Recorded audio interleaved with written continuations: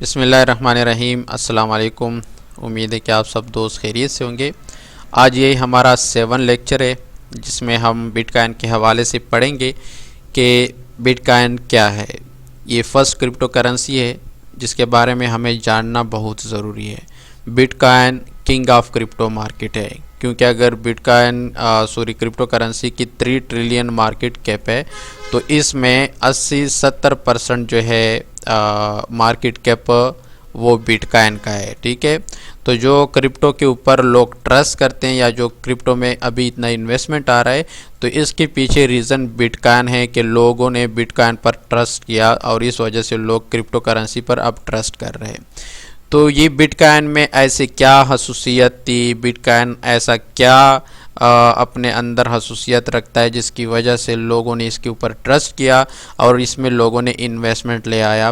तो जो आपके जहन में पहले सवाल थे बिटकॉइन पे क्यों इतना इन्वेस्टमेंट आया, कौन से ऐसे पॉइंट थे जिसको देख के लोगों ने इन्वेस्टमेंट किया और बिटकॉइन को हमें क्यों देखना चाहिए। बिटकॉइन आने वाले वक्त का डिजिटल गोल्ड माना जाता है। ठीक है, तो इसके सारे रीज़न भी आपको पता चल जाएगा और आपने ये पॉइंट इसलिए जहन में रखना है क्योंकि बिटकॉइन ही सारे मार्केट को मूव करता है। ऐसे दूसरी क्रिप्टो करेंसी की वजह से भी मार्केट इफेक्ट होता है, इसका मतलब ये नहीं कि उसकी वजह से नहीं होता।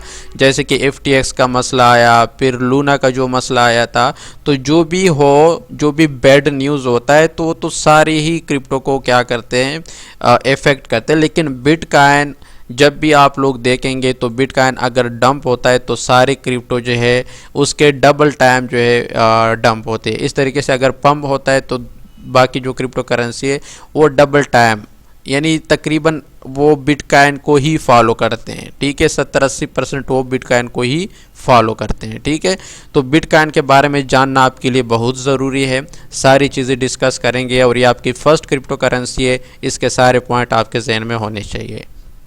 What is bitcoin? बिटकॉइन क्या है? Bitcoin is the first crypto currency. ये फर्स्ट क्रिप्टो करेंसी है which complete their transaction through blockchain, जो कि अपने ट्रांसैक्शन ब्लॉकचेन के थ्रू कंप्लीट करते हैं, क्योंकि ये क्रिप्टो करेंसी है और आप लोगों को बताया था कि क्रिप्टो करेंसी अपने ट्रांसैक्शन ब्लॉकचेन के थ्रू करते हैं। अब कैसे करते हैं उस पर ऑलरेडी हमारा लेक्चर हुआ है। आप नए हो, नहीं देखा है तो उस लेक्चर को देखो, 6 लेक्चर था कि 5 लेक्चर था, उसमें देखो, आपको पता चल जाएगा कि ये ट्रांसैक्शन कंप्लीट किस तरह होता है। And no third party involve, बिल्कुल वहाँ पर भी ये डिस्कस हुआ था। तो जो भी क्रिप्टो करेंसी है वो ब्लॉकचेन के थ्रू ही ट्रांसैक्शन कंप्लीट करते हैं और उसमें थर्ड पार्टी इन्वॉल्व नहीं होता। जैसे कि अगर आप एक बैंक से दूसरे बैंक में ट्रांसैक्शन करते हो तो उसमें सेंट्रल बैंक, वहाँ सेंट्रल सिस्टम होता है जो कि वो कंट्रोल करता है सारा चीज़, वही वो ट्रांसैक्शन कंप्लीट करता है, वही वेरीफाई करते हैं। अगर सेंट्रल सिस्टम में कोई मसला है या वो आपका जो ट्रांसैक्शन स्टक कर लेते हैं या आपको ट्रांसैक्शन का मौका नहीं देते तो आप ये किस्म डिपेंडेंट होते हो। लेकिन यहाँ पे थर्ड पार्टी का कोई इन्वॉल्वमेंट नहीं होता।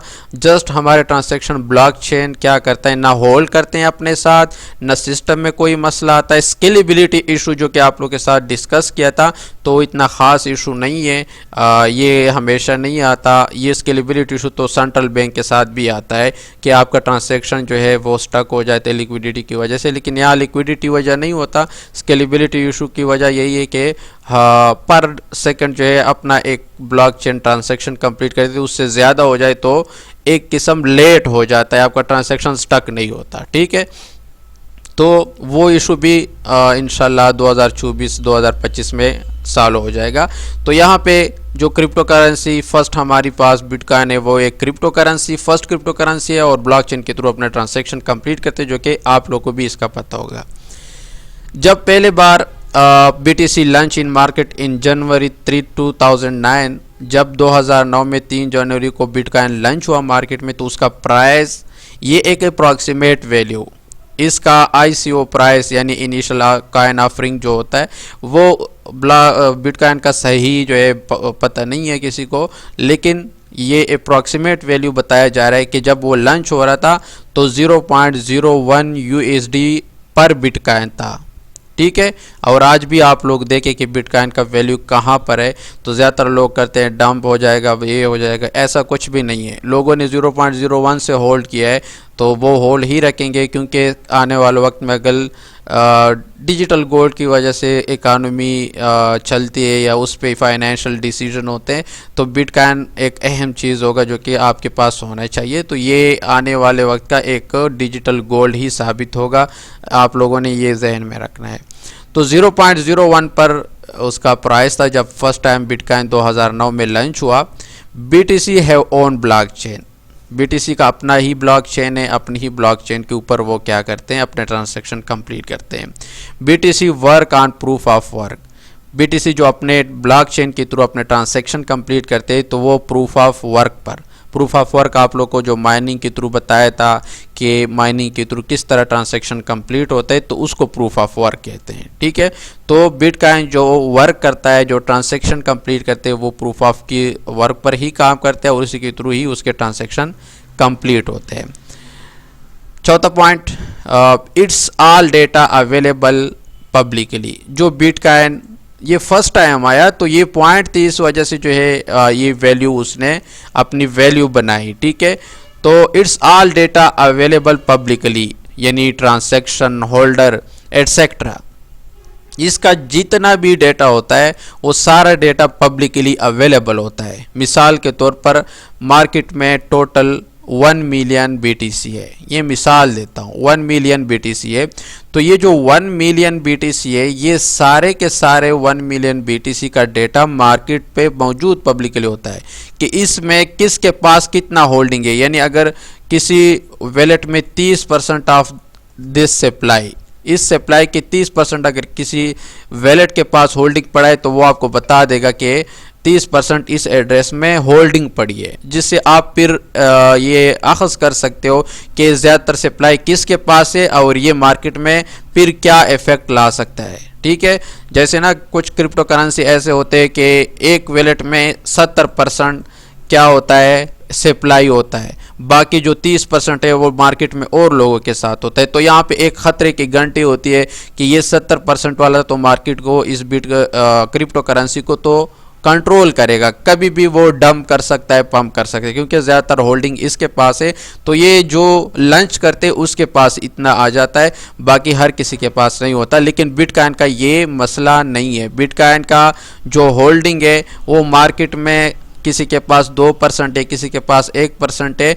इसी वजह से जो बिटकॉइन की वैल्यू है वो इतना है, क्योंकि उसकी होल्डिंग किसी एक बंदे के पास नहीं है। ठीक है, it's all data available publicly, इसका जो भी ट्रांजैक्शन होता है उसका डेटा भी पब्लिकली अवेलेबल होता है कि किस वैलेट में कितना ट्रांजैक्शन हुआ है और कब हुआ है। ठीक है, इस तरीके से होल्डर के बारे में भी पता चल जाता है कि किसके पास कितना BTC पड़ा है।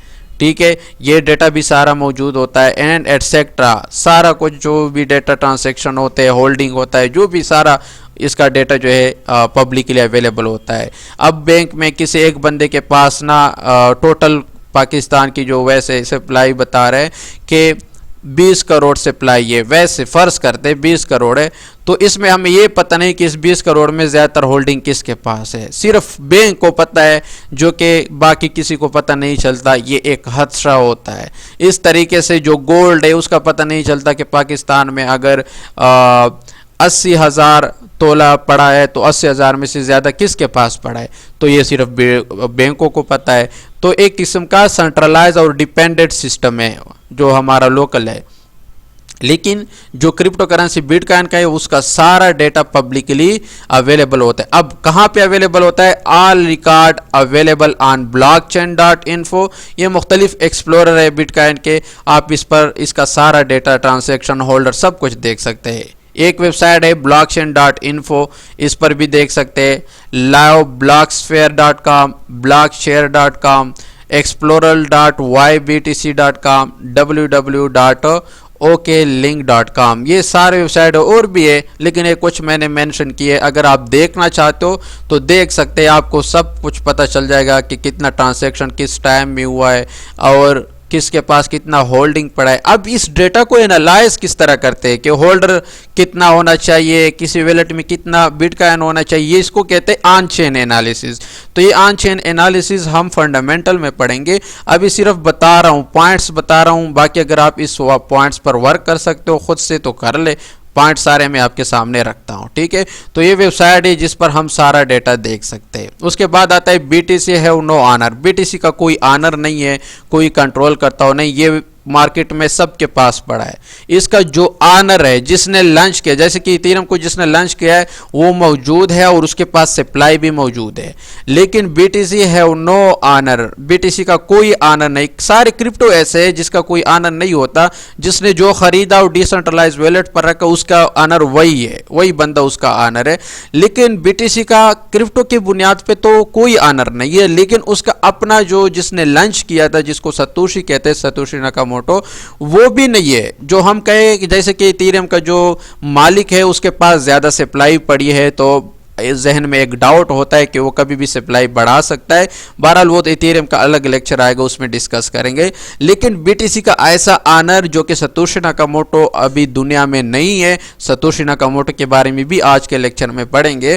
तो इस वजह से BTC का कोई ऑनर है नहीं जो हम कहे कि उसके पास बड़ा सप्लाई मौजूद है, कल मार्केट में डंप ले आ सकते हैं। नहीं, मार्केट में जितना BTC आता है, मार्केट में जिन जिन लोगों के पास पड़ा है, लोग एक अमोलेशन करते हैं अपने साथ, वो जो है होल्डिंग करते हैं। जब भी मार्केट डंप होता है तो वो अपने पास बिटकॉइन जो है वो मार्केट से खरीदते हैं। लेकिन ऐसा नहीं कि किसी के पास ऑलरेडी लॉन्च होने से पहले जब उसकी $0.01 था, वो किसी ने सप्लाई अपने पास रखा हो कि हमें ये डर हो कि ये सप्लाई कल फेंक सकता है। जो सतोशी नाकामोटो है उसके पास 1 मिलियन BTC पड़े हैं। जो सतोशी नाकामोटो है उसने 1 मिलियन BTC अपने पास रखे, लेकिन वो अभी इस दुनिया में नहीं है। उसके बारे में आप पढ़ेंगे, आपको पता चल जाएगा। और उसके कई रीज़न है कि हम कह रहे हैं कि वो नहीं है, वो कभी भी वो सप्लाई नहीं आएगी मार्केट में। क्योंकि अगर उसने मार्केट में सप्लाई ले आना था तो आप खुद सोचे कि BTC की $0.01 पर उसके साथ BTC था, और ये $69,000 तक पर BTC गया था, तो वो तो बिलियनियर बन हुआ होता, ठीक है। तो उसने ये सारे सेल करने थे, लेकिन है नहीं, इस वजह से तो सेल नहीं करते, ठीक है। इसके क्या वजह है जो मैं कह रहा हूँ कि वो नहीं है, वो सतोशी नाकामोटो का लेक्चर अभी आ रहा है इसी टॉपिक में, तो इंशाल्लाह आप लोगों को पता चल जाएगा। तो एक ये भी रीज़न है। ये जो आपको कितने पॉइंट बताए, एक अपना ब्लॉकचेन है, किसी सेंटर से जो है वो कंट्रोल नहीं होता। अभी तो सबको पता चला कि क्रिप्टो ऐसा है, लेकिन फर्स्ट टाइम ऐसा कोई क्रिप्टो करेंसी थी नहीं। बिटकॉइन से पहले कोई करेंसी ऐसे नहीं थी जो कि जिसमें थर्ड पार्टी ना इन्वॉल्व हो। सिर्फ बिटकॉइन फर्स्ट एक ऐसा कंसेप्ट आया जिसमें ये BTC है ओन ब्लॉकचेन, अपना ब्लॉकचेन पे ट्रांजैक्शन थर्ड पार्टी ना इन्वॉल्व हो, तो वो फर्स्ट कंसेप्ट बिटकॉइन ले आया था। तो एक वैल्यू गेन करने का एक वजह ये था। दूसरा ये कि उसके ट्रांजैक्शन खुद ही ब्लॉकचेन के थ्रू कंप्लीट होता है। तीसरा रीज़न इसका ये था कि इसके जो भी ट्रांजैक्शन होल्डर है, सारा कुछ इसका जो है डेटा पब्लिकली अवेलेबल होता है मुख्तलिफ वेबसाइट पे, जो कि इसमें कुछ मेंशन भी किए। तो एक थर्ड पॉइंट ये भी होगा। चौथा पॉइंट ये भी है कि उसका कोई ऑनर नहीं है जिससे हमें ये डर हो कि ये कल सप्लाई जैसे कि सेंट्रल बैंक में होता है, इसी तरह हमें बिटकॉइन में कोई खदशा नहीं है कि ये कल सप्लाई मार्केट में फेंक सकता है। हाँ, जिसने एकमुलेट किया है अपने साथ BTC ज़्यादा रखे, 2% रखे, 3% रखे, तो वो तो उनके पास है। लेकिन जो सप्लाई है वो ये नहीं है कि 70-80%, जैसे कि BNB है जो बाइनांस का है, वो एक वॉलेट में 60% तक जो है वो सप्लाई मौजूद है। तो हमें एक वहाँ पे डाउट होना चाहिए कि कभी भी सीज जो बाइनांस का ऑनर है वो कभी भी सप्लाई फेंक सकता है अगर वो कल फंस गया किसी केसेस वगैरह में, जो कि अभी उसका चल रहा है और उसके इश्यूज आप लोगों के सामने हैं। अब ये चीज़ें अपने साथ याद रखने होते हैं, ये चीज़ें एनालाइज करने होते हैं, तब ट्रेड करते हैं। अब हम BNB बाइनांस से थोड़ा साइड पर है क्योंकि हमें ये फंडामेंटल का पता है। तो इस तरह सारे कुछ देख के मार्केट में चलना होता है। बहरहाल उस टॉपिक पे हम नहीं चलेंगे क्योंकि फिर हमारा लेक्चर बहुत ज़्यादा लंबा हो जाएगा। अच्छा, BTC हैव नो ऑनर, एक रीज़न भी ये है। फिर जो रीज़न आता है, पांचवा रीज़न, वो है no need of KYC। KYC का मतलब है know your customer. Know your customer यानी आप अपने कस्टमर के सारी डिटेल अपने साथ रखते हो, उसका शनाख्ती कार्ड, उसका mobile number and so on, address वगैरह सारा कुछ। यानी आपको किसी क्रिप्टो वेबसाइट पर अगर आप वो बनाते हो तो आपको कह रहे KYC करे। KYC का मतलब है कि आप अपना आइडेंटिटी दे, अपना शनाख्ती कार्ड वगैरह, ये सारा चीज़ आपसे मांगते हैं।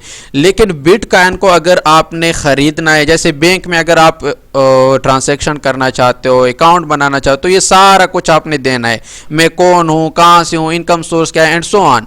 लेकिन क्रिप्टो करेंसी एक फाइनेंशियली एक ऐसा सिस्टम आया जिसमें केवाईसी की ज़रूरत नहीं थी। आप बिटकॉइन को जो है कभी भी ख़रीद सकते हैं, कभी भी बिटकॉइन को अपने पास रख सकते हैं, ऐसा कोई इशू नहीं है। आपको किसी किस्म की केवाईसी की ज़रूरत नहीं है, नो नीड ऑफ केवाईसी। तो ये फर्स्ट एक ऐसा फाइनेंशियल सिस्टम आया जिसमें केवाईसी की भी ज़रूरत नहीं है, तो लोगों ने इस वजह से इसको प्रेफर किया। एक ये पॉइंट हो गया। उसके बाद exist independently of any government and state और फाइनेंशियल इंस्टीट्यूट, ये इंडिपेंडेंटली एग्जिस्ट करता है। किससे? गवर्नमेंट से, स्टेट से, फाइनेंशियल इंस्टीट्यूट से। इसका कोई फर्क नहीं पड़ता गवर्नमेंट से कि गवर्नमेंट क्या है, कौन है, कैसा है। एक चीज़ जो कि अभी मार्केट में चल रहा है, जो क्रिप्टो इन्वेस्टर है वो एक चीज़ कहते हैं कि देखिए हम कह रहे CPI डेटा आता है, PMI डेटा आता है एंड फ्लॉर डेटा आता है, जो इकोनॉमिकल डेटा आता है कंट्रीज जैसे कि US का आता है, तो उसकी वजह से हम क्रिप्टो में फिर इन्वेस्टमेंट नहीं करते या इन्वेस्टमेंट जो है निकाल लेते हैं। तो क्रिप्टो तो इस वजह से मार्केट में आया था कि वो गवर्नमेंट के इंडिपेंडेंट था, फाइनेंशियल इंस्टीट्यूट के इंडिपेंडेंट था। तो फिर क्यों हम इस तरह करते हैं, ये एक सवाल अभी आता है, लेकिन ये सवाल खुद बहुत हल होगा आने वाले वक्त में। जो कि अभी हो रहा है, काफ़ी डेटा आया लेकिन बिटकॉइन पर कोई असर खास नहीं पड़ रहा। तो ये आने वाले वक्त में बिल्कुल BTC इन चीज़ों से जो है अलग हो जाएगा कि जो डेटा आता है कि फ़लाँ का गवर्नमेंट आया US में, फ़लाँ इकोनॉमी डेटा US का आया या यूरोप का आया, जिसकी वजह से जो है बिट्स एक क्रिप्टो करेंसी जो कि एक फाइनेंशियल सिस्टम आया है, जिसका यही मकसद था कि ये वो इन चीज़ों से इंडिपेंडेंट हो जाए। आने वाले वक्त में ये इसी तरह बिल्कुल इंडिपेंडेंट हो जाएगा। ठीक है, तो जो क्रिप्टो करेंसी है, बिटकॉइन है, वो इंडिपेंडेंट है गवर्नमेंट से, स्टेट से, फाइनेंशियल इंस्टीट्यूट से, जिसकी वजह से ये एक और पॉइंट था जिस वजह से लोगों ने क्रिप्टो करेंसी में इन्वेस्ट किया, यानी बिटकॉइन में इन्वेस्टमेंट स्टार्ट की। ये जब 2009 की बात मैं कर रहा हूँ, लोगों ने स्टडी करना स्टार्ट किया और ये पॉइंट उसने देखे, ये वाइट पेपर में सारे पॉइंट लिखे हैं मैंने यहाँ, वो बहुत बड़ा एक किस्म का आपका पैराग्राफ बन जाएंगे, एक बुक पूरा बन जाएगा, लेकिन मैंने पॉइंट निकाले और आप लोग के सामने रखे हैं। तो इस पॉइंट की वजह से, जो पॉइंट अभी मेंशन करो, इनकी वजह से जो है जो बिटकॉइन था उसने इतना वैल्यू बनाई है। ठीक है, तो ये गवर्नमेंट या स्टेट या किसी फाइनेंशियल इंस्टीट्यूशन पर कोई दारोमदार नहीं रखता। Can be transfer globally without the need of for any centralise intermediate. किसी भी आप ग्लोबली किसी को भी सेंड करना चाहे, यूरोप में बैठा है, US में बैठा है, सऊदी में बैठा है, जहां पर भी बैठा है, आप किसी को ये सेंड करना चाहे तो आपको किसी सेंटर से वेरिफिकेशन नहीं लेनी होगी, उससे इजाज़त नहीं लेना होगा। जैसे कि अगर आप पाकिस्तान से किसी और कंट्री में पैसे भेजते हो तो आपको अब पहले अपने बैंक से इजाज़त लेना होता है। यहाँ कोई भी ऐसा चीज़ नहीं होता। मैं जब भी किसी को क्रिप्टो सेंड करना चाहूँ, बिटकॉइन सेंड करना चाहूँ, वो यूरोप में है, US में है, कहीं पर भी है, मैं कर सकता हूँ। तो ये भी एक पॉइंट था उसमें कि ये ग्लोबली आप इसको कर सकते हो, डिसेंट्रलाइज है, किसी से आपको वेरिफिकेशन या परमिशन नहीं लेनी होगी। तो ये एक और पॉइंट था जिसकी वजह से बिटकॉइन ने फिर वैल्यू गेन की। उसके बाद and has no monetary policy that arguably can not be Altered.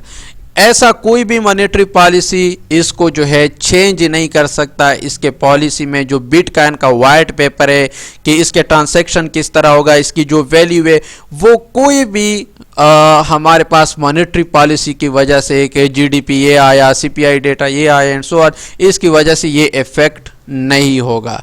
ठीक है, तो ये चीज़ें लोगों ने देख के बिटकॉइन में इन्वेस्टमेंट स्टार्ट किया था। लोगों ने ये सारे पॉइंट देख के इन्वेस्टमेंट स्टार्ट किया था और यही मद्देनजर रखते हुए बिटकॉइन ग्रो कर रहा है। और आने वाले वक्त में आपको बिल्कुल ये चीज़ वाज़े हो जाएगी कि ये एक डिजिटल गोल्ड है और ये बिल्कुल सारे इकोनॉमी डेटा जो फाइनेंशियल लोग, ये जो अभी CPI डेटा आता है, PMI डेटा आता है एंड सो ऑन, मुख्तलिफ इकोनॉमिकल डेटा, तो इस वजह से थोड़ा बहुत अभी असर होता है क्योंकि लोग वही सेंट्रलाइज सिस्टम में अभी सारा कुछ मौजूद है। क्योंकि सब बिटकॉइन पे तो कोई वो बिजनेस वगैरह तो नहीं होता, उस तरह इकॉनमी में ये इन्वॉल्व नहीं है, सिर्फ एक पॉलिसी है, फाइनेंशियल पॉलिसी बनाई गई है कि बिटकॉइन हम सबको डिसेंट्रलाइज सिस्टम दे सकता है। तो जब दुनिया इसको एक्सेप्ट करेगी, दुनिया इस पर काम करेगी, देन ये बिल्कुल ये सारा जो फाइनेंशियल इंस्टीट्यूशन है या जितने भी गवर्नमेंट स्टेट्स के पॉलिसी है, मॉनेटरी पॉलिसी, इन सब से ये इंडिपेंडेंट मुकम्मल के तौर पर हो जाएगा। लेकिन इसको दुनिया को एक्सेप्ट करना चाहिए। अब दुनिया एक्सेप्ट कर रहा है, जिसमें first time in June 2021 El Salvador जो कि एक कंट्री है, El Salvador become the first country to mandate bitcoin as a legal tender, जो कि इसने फर्स्ट टाइम 2021 में इसको एज अ लीगल टेंडर पर एक्सेप्ट किया था। तो इस तरह आने वाले वक्त में सारा दुनिया इसको एक्सेप्ट करने पर मजबूर हो जाए, क्योंकि एक डिसेंट्रलाइज सिस्टम है। इसमें आपको टेंशन बहुत कम होगा, बहुत कम होगा। जो 80% आप ये जो चीज़ें मैं मेंशन कर रहा हूँ, आप बिगेनर हो, जब आप इसमें प्रोफेशनली इंटर हो जाएंगे तो पता चल जाएगा। कुछ चीज़ें मैं वाज़ेह नहीं कर सकता क्योंकि आपको पता नहीं चलेगा। तो ये दुनिया जितना भी बिजनेस होता है, आप अगर किसी कंट्री के साथ बिजनेस करते हो तो आपको पहले अपने गवर्नमेंट से पता करना होगा, फिर बैंक से इजाज़त लेना होगा, फिर उसके बाद डील करना होगा। लेकिन अगर आपका डील अच्छा है और ये लोग इजाज़त नहीं देते तो आप बिजनेस नहीं कर सकते। लेकिन अगर क्रिप्टो आई दुनिया में तो क्रिप्टो के ऊपर ये सारा कुछ चलता हुआ आपको मिला, तो आपको ये गवर्नमेंट से, आपको ये बैंक से इजाज़त लेना ये नहीं होगा। बस आप लोगों को अगर बिजनेस में फ़ायदा नज़र आ रहा है, प्रॉफिटेबल बिजनेस है, तो आप आपस में डील कर सकते हो। ठीक है, तो ये इंशाल्लाह आने वाले वक्त में होगा। लेकिन अभी हमें थोड़ा ये सारा जो चीज़ सिखा रहे हैं ये जहन में रखते हुए इस मार्केट में आप लोगों ने चलना है। ठीक है, अब सवाल आता है व्हाई वाज बिटकॉइन क्रिएटेड। यही सवाल है ना कि बिटकॉइन को क्रिएट क्यों किया गया, तो यही रीज़न आपको इंशाल्लाह भी पता चल जाएगा। The concept of Bitcoin first came into creation in 2008 as a response to the great financial crisis and financial world reliance on the bank as a intermediary of all financial transaction। ये जो bitcoin concept आया, ये उस वक्त 2008 में ये concept create किया गया। किस वजह से? जब 2008 में जो बैंक थे, जो बड़े बड़े बैंक थे यूएस के, दुनिया के इंटरनेशनल बड़े बैंक थे, वो सारे क्राइसिस, फाइनेंशियल क्राइसिस आए थे, वो सारे डिफ़ॉल्ट हुए थे और बहुत ज़्यादा गिरे थे, लोगों का बहुत बड़े सतह पर नुकसान हुआ था। और ये प्री प्लान था ताकि थोड़ा डब आ जाए। ये सारी चीज़ें एकमुलेशन के लिए होता है, डिस्ट्रीब्यूशन के लिए होता है, प्री प्लानिंग चीज़ें होती है, सिचुएशन बनाए जाते हैं जो कि फंडामेंटल में इंशाल्लाह हम डिस्कस करेंगे। तो ये प्री प्लानिंग था और इस वजह से सारे बैंक डंप हुए थे और इकानमी पे बहुत ज़्यादा असर दुनिया की इकानमी पर पड़ा था। तो ये कंसेप्ट उस वक्त ये सतोशी नाकामोटो ने ले आया था कि हम एक ऐसा कंसेप्ट लेकर आए जो कि वो सेंट्रल इंटरमीडिएट, कोई बीच में से हमें कोई ट्रांजैक्शन करे या कोई डील करे, बीच में कोई बंदा ना हो, किसी से परमिशन ना लेना हो, या वो कोई ऐसा हमारे सिस्टम को क्रश करने की कोशिश करे तो क्रश ना हो और हम आपस में डील कर सके और हम इकोनॉमिकली हम इस तरीके से फाइनेंशियल क्राइसिस का सामना ना करना पड़े। ठीक है, तो उसके लिए सबसे पहले 2008 में ये एक कंसेप्ट वजूद में आया और ये किसने ले आया था? ये सतोशी नाकामोटो ने। द फाउंडर सतोशी नाकामोटो ये कंसेप्ट लेके आया था। Had idea of disintermediating the bank from financial transaction. उसने ये आइडिया ले आया कि जो फाइनेंशियल ट्रांसैक्शन हम करते उसमें से हम बैंक को निकाले, बैंक हमारे ट्रांसैक्शन में इन्वॉल्वमेंट ना करे, हम उस पर डिपेंडेंट ना हो। And creating peer to peer payment system, और हम एक ऐसा सिस्टम लेके आए जो पर्सन टू पर्सन हो, दो बंदों के बीच में डील हो, थर्ड पार्टी की कोई इन्वॉल्वमेंट ना हो। And that did not rely on third party confirmation, जिसको थर्ड पार्टी के कन्फर्मेशन पर कोई दारोमदार ना हो कि हम बैंक से इजाज़त ले, गवर्नमेंट से इजाज़त ले, ये कुछ ना हो, ताकि हम फ्रीडम के साथ अपने फाइनेंशियल डिसीजन ले सके। This way the bank did not need to be involve in each and every transaction. अगर हम कोई एक ऐसा आइडिया लेके आते हैं तो बैंक हमें ज़रूरत नहीं होगी कि बैंक हमारे हर ट्रांसैक्शन और हर डील पर जो है वो इन्वॉल्व हो और वो आप यानी वो करे, हमारे डील में जो है वो बीच में आए और हमें यानी मुश्किलात का सामना करना पड़े, जैसे कि हमें करना पड़ता है और उस वक्त जो 2008 में हुआ था। It would rely on the standard proof of work. उसने कहा कि ये जो कंसेप्ट मैं लेके आता हूँ ये प्रूफ ऑफ वर्क पर होगा। प्रूफ ऑफ वर्क आप लोगों को ऑलरेडी बताया है, जो माइनिंग है वो बता रहे हैं। विच एम्प्लॉय मैथमेटिकल एलग्रेथम, ये प्रूफ ऑफ वर्क क्या करेगा, ये मैथमेटिकल एलग्रेथम होता है to confirm transaction without using central authority. जो ये मैथमेटिकल एलग्रेथम होंगे, कोडिंग होगा, यानी ब्लॉकचेन की बात कर रहे हैं जिस पर ऑलरेडी हमारी बात हुई है कि वो क्या करेगा, हमारे ट्रांसैक्शन को कंप्लीट करेगा, यानी वो ट्रांसैक्शन को कन्फर्म करेगा और वही से हमारा ट्रांसैक्शन होगा। हमें किसी सेंट्रल अथॉरिटी से परमिशन नहीं लेना पड़ेगा। Instead of a central network, किसी सेंट्रल नेटवर्क से हमें क्या नहीं लेना पड़ेगा, परमिशन, जिसको हम क्या कहते हैं, द ब्लॉकचेन कम्स इन। तो इसको हमने क्या कहा कि ये ब्लॉकचेन होगा और ये ब्लॉकचेन सिस्टम फिर इस वजह से वजूद में आया। और ये सारा रीज़न था जिसकी वजह से क्रिप्टो करेंसी का कंसेप्ट आया था। जब 2008 में फाइनेंशियल क्राइसिस आई, बैंक बहुत सारे जो है वो डंप कर गए और इसके पीछे रीज़न था प्री प्लान। और इस वजह से सतोशी नाकामोटो, लोग कहते हैं कि सतोशी नाकामोटो का बहुत ज़्यादा नुकसान हुआ था, जिस वजह से जो है ये मफरूज़ा है। उसने कभी ऐसा कुछ लिखा नहीं है, लेकिन मफरूज़े लोग पेश कर रहे हैं कि उसको ऐसा लग रहा है कि उसने फाइनेंशियल ऐसा क्राइसिस का सामना करना पड़ा था, जिस वजह से उसने फिर एक ऐसा कंसेप्ट लेके आया।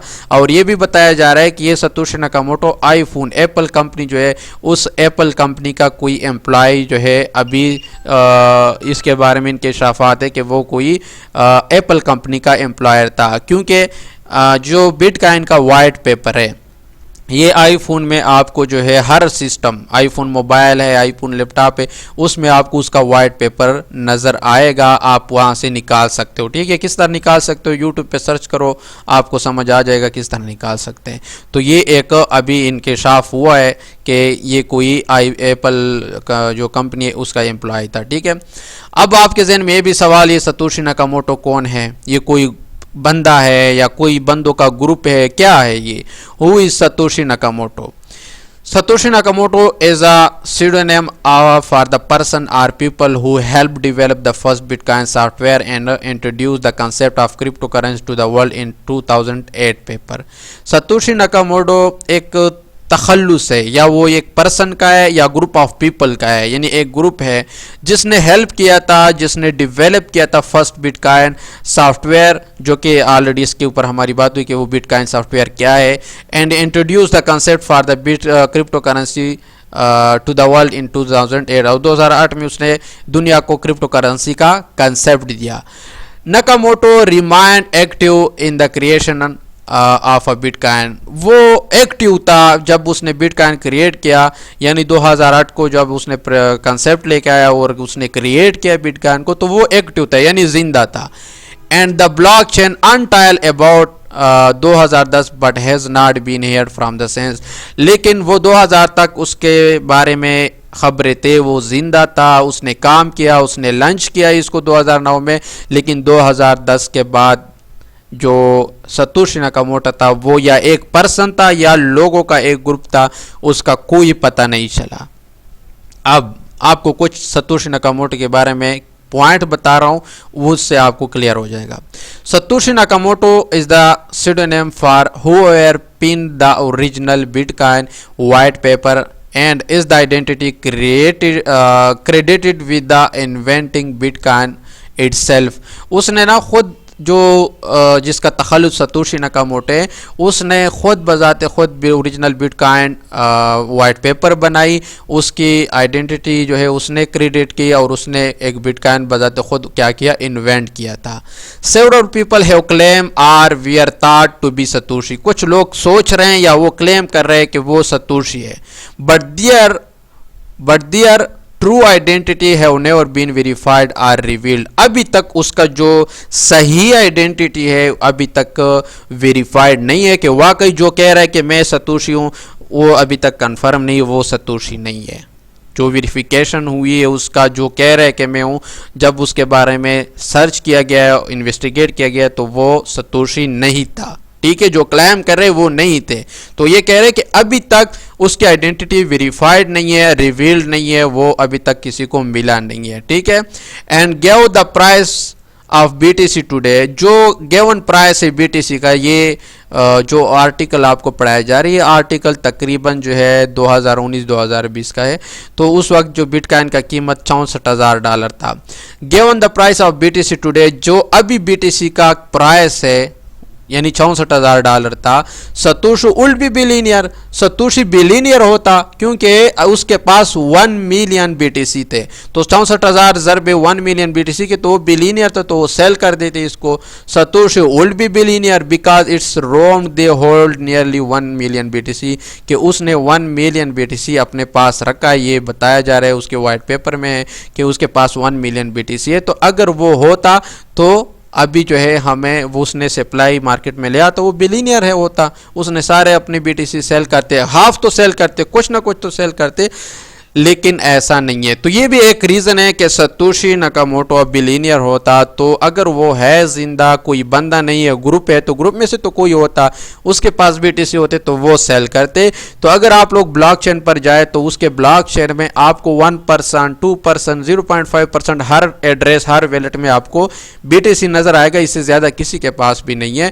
तो इट मीन्स के उसके पास जो BTC थे वो BTC, वो लोग कहते ऐसे हैं, इस तरह इसके बारे में जो रिसर्च हुआ है कि वो अभी ज़िंदा नहीं है। उसने ये अपना, जब उसने खुदकशी की तो उसने एक मेल छोड़ा, उस मेल में उसने कहा कि उसने वाइट पेपर दिया था और कहा कि मैंने आप लोग को एक फ्रीडम ऑफ फाइनेंशियल सिस्टम दिया है, अगर आप लोग इस पर काम करेंगे तो आप फाइनेंशियली इंडिपेंडेंट हो जाएंगे।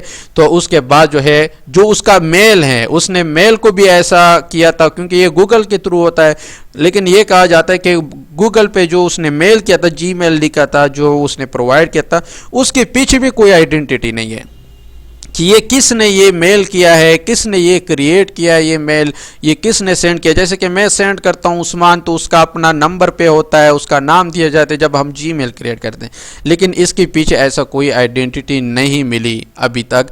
तो इसके पीछे सतोशी नाकामोटो ने काफ़ी जो है स्मार्ट तरीके से वर्क किया है, और उस वजह से जो है BTC अभी तक, ये सारी चीज़ मैंने बता दिया, आप लोग इस पे थोड़ा सा मेहनत करें, इसको दोबारा देके और पॉइंट लिखे, और आपको फिर पता चल जाएगा कि यही सारे पॉइंट जिसकी वजह से BTC ने वैल्यू गेन किया और आने वाले वक्त में करेगा, क्योंकि इसके लिमिटेड सप्लाई है। BTC की लिमिटेड सप्लाई है 21 मिलियन है, जो कि अभी 19 मिलियन सिर्फ पड़ी है मार्केट में, और 2 मिलियन रहते हैं।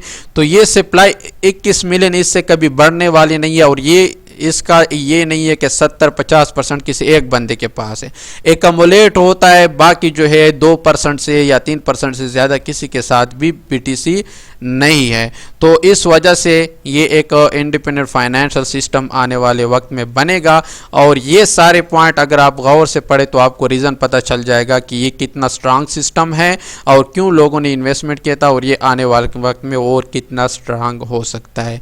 तो ये था आज आप लोग का लेक्चर, व्हाट इज़ BTC, साथ ही सतोशी नाकामोटो जिसने क्रिएट किया था वो कौन था, why bitcoin was created, bitcoin को क्रिएट क्यों किया गया।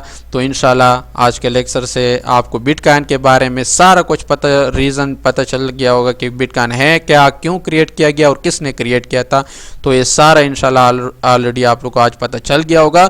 अगर आपने पॉइंट नोट करनी है तो ये सारे बहुत अहम पॉइंट है, ये नोट करें, और ये ऐसे रीज़न हर क्रिप्टो के पीछे होंगे तो वो जो है एक स्ट्रांग क्रिप्टो बनेगी। जिस तरीके से इथेरियम फिर आया तो उसके पीछे भी ऐसे कुछ रीज़न थे जो कि उसको हम कल डिस्कस करेंगे कि वो क्या रीज़न थे जिसकी वजह से जो है इथेरियम इतना वैल्यू आज तक गेन कर चुका है और वो आने वाले वक्त में कितना गेन कर सकते हैं। तो आज के लिए इतना ही काफ़ी था। अगर आप लोग हमारे फ्री क्लासेस लेना चाहते हो, ऑनलाइन हमारे जूम पर होते, तो डेली हमारा क्लास होता है 8:30 से लेकर 9 बजे तक। इसके लिए व्हाट्सएप पर राब्ता करें, हम आपको अपने ग्रुप में ऐड कर देंगे, उसमें हम क्लास का लिंक देते हैं।